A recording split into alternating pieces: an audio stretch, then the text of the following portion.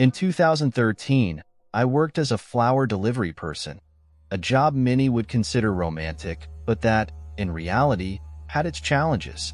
On that specific night, a chilly breeze cut through the air, making my bones tremble as I drove along deserted roads. I had an important delivery to make, an unusual order, for huge bouquets of red roses. It was obvious that it was for a special occasion, perhaps a marriage proposal or a big family event. The possibility of a generous tip warmed my heart. The route was a 20-minute drive along winding dirt roads, far from the city lights. Navigating these paths at night was always annoying. The shadows of the trees seemed to stretch out menacingly, and the sound of the tires on the beaten earth echoed like a constant sigh. My car's lights cut through the darkness like a knife, but they weren't enough to dispel the growing feeling of discomfort. Each mile seemed longer than the last, and my instinct screamed that something was not right. Finally, I arrived at the indicated address. Before me, an old, creepy house emerged from the darkness, surrounded by tall, dense trees. It looked abandoned, except for the lights that cast a faint glow through the dusty windows. There were no parked cars, no signs of life. I hesitated for a moment, wondering if I had arrived at the right place.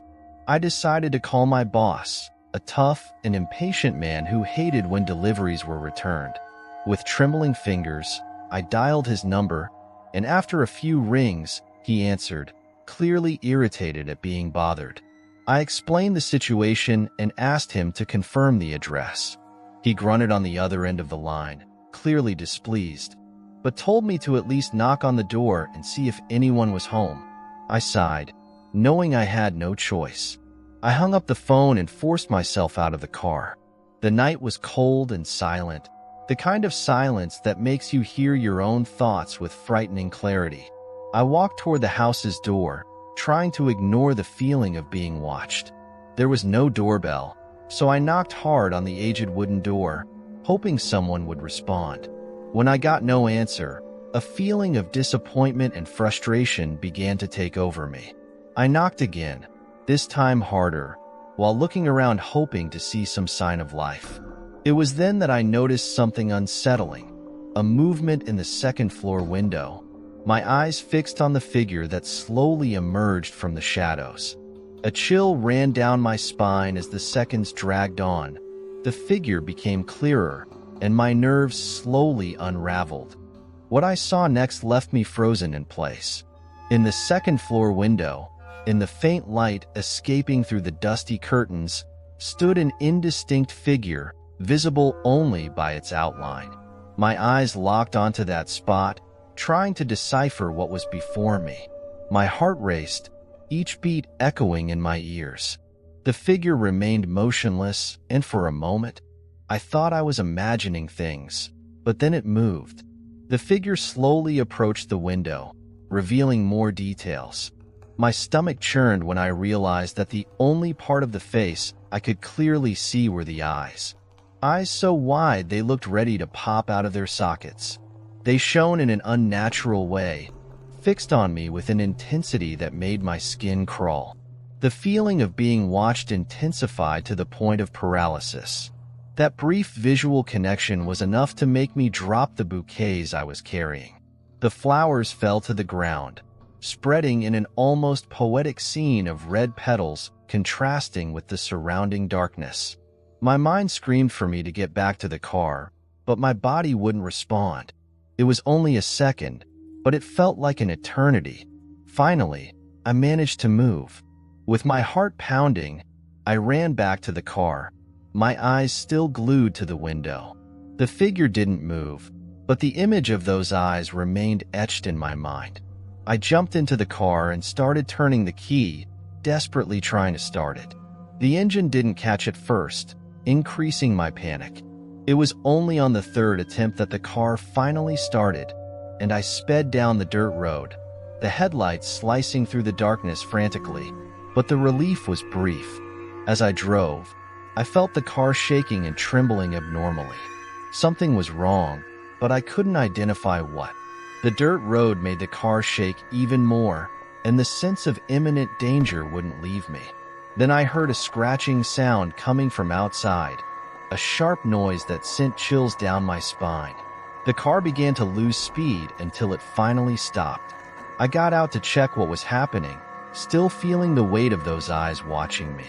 And that's when I saw all 4 tires slashed, completely flat, with the wheels exposed at a desolate angle.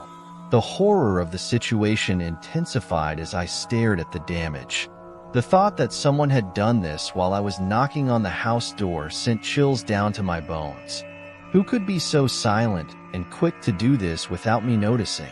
And more importantly, why? The night was getting darker, and the feeling of vulnerability increased. The dense forest around me seemed to close in even more, its shadows dancing menacingly under the car's headlights. The sound of my rapid breathing echoed in the quiet, each exhale a reminder of the imminent danger. I quickly got back into the car, locking the doors with a click that sounded unnaturally loud.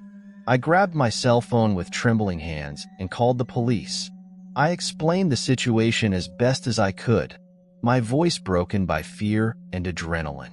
The officer on the other end of the line listened attentively and told me that 2 patrol cars were on their way, but that I needed to stay hidden until they arrived. Desperately, I asked if I should stay in the car or try to run, but she insisted that it was best to remain in the car with the doors locked. With the phone still in my hand, I kept watching the car windows, expecting to see something move in the darkness. Every shadow seemed to come alive, and the tension increased with each passing second. My hands trembled uncontrollably as I held the phone, trying to listen for any sound that might indicate someone approaching. The forest around me was deathly silent, and the quiet was broken only by the distant cawing of a crow, its cry echoing in the night. Then my eyes caught movement in the rearview mirror. A jolt of shock ran through my body like lightning, and I slowly turned to confirm what I saw. There, illuminated by the faint light from inside the car, was the same figure I had seen in the house window.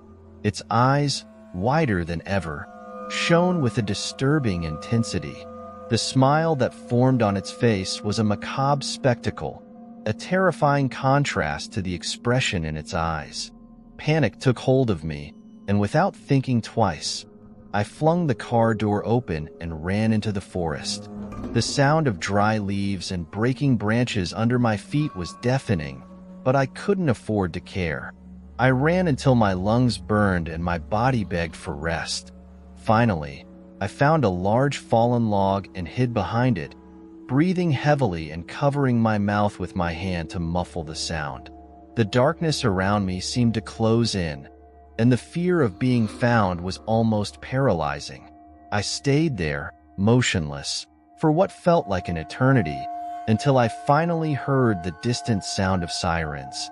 My heart raced again, but this time with a glimmer of hope. I gathered all the strength I had left and started running back toward the dirt road. As I ran through the forest, every sound seemed amplified by the tension pulsing through my veins. The distant sirens offered a small consolation, but the dense darkness and the constant fear of being followed made each step a battle against panic.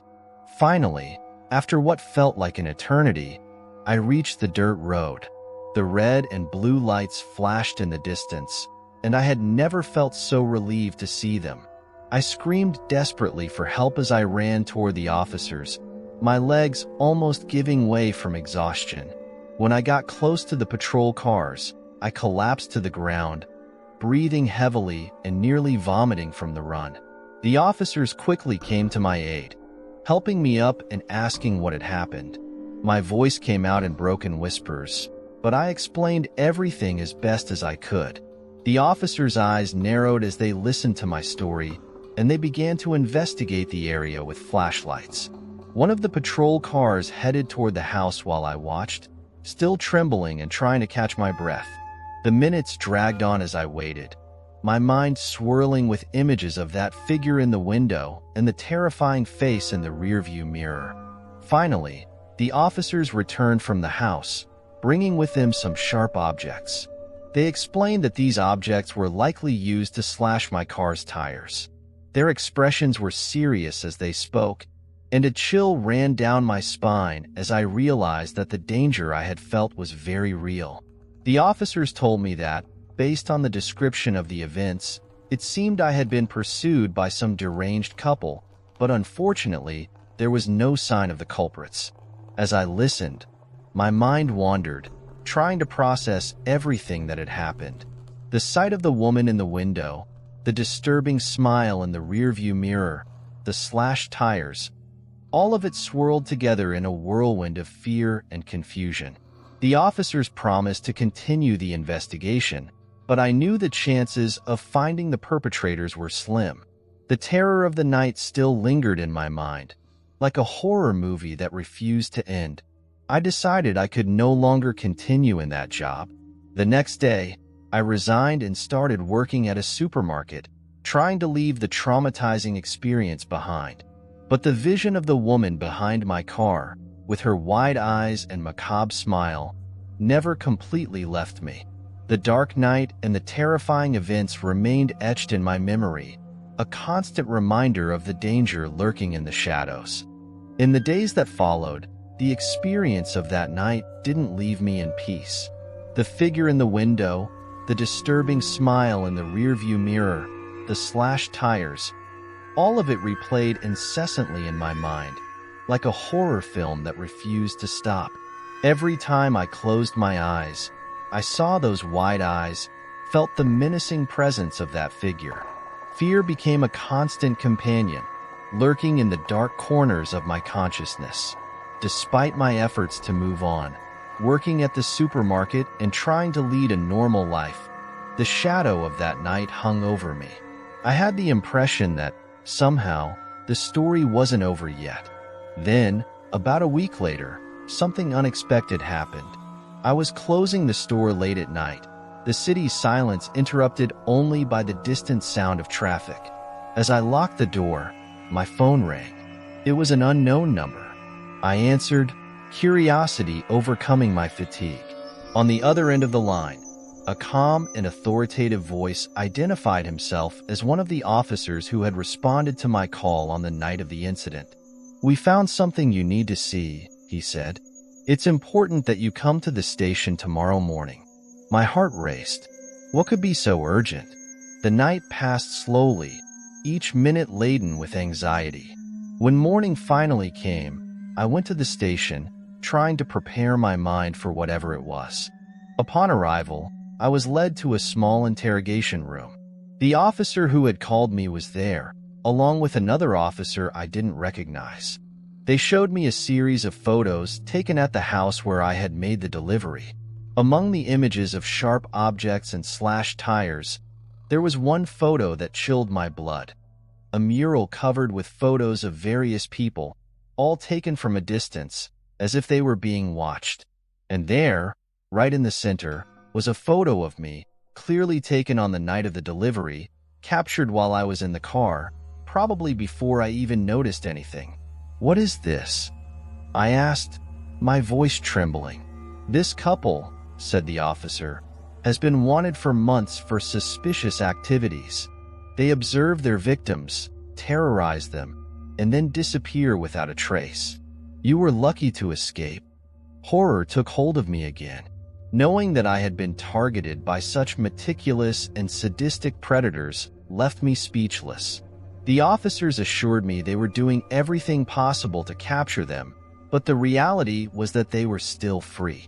Over time, I tried to find a way to cope with the trauma. I moved to a new city, started a new life, always looking over my shoulder.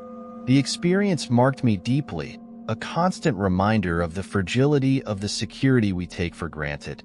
Every night, before going to sleep, I relived those moments of terror and was grateful to have survived. The image of the woman in the rearview mirror, with her wide eyes and macabre smile, never completely left me. She became a ghost in my memory, a persistent reminder that evil can lurk in the most unexpected places. And so, even as I tried to move on, I knew that night would never be completely left behind.